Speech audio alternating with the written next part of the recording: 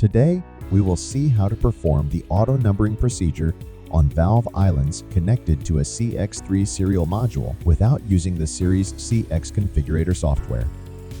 As with the procedure that uses the software, this operation is only necessary when electrical modules such as input modules or digital outputs are added, removed, or modified.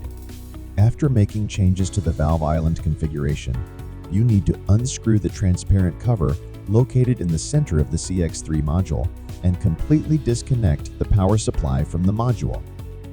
On the board, in the area where the cover was removed, there is a dedicated button for the procedure. With the module powered off, press and hold this button.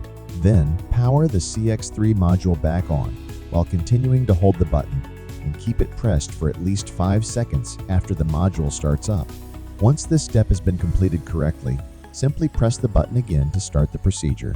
The auto numbering will be executed immediately.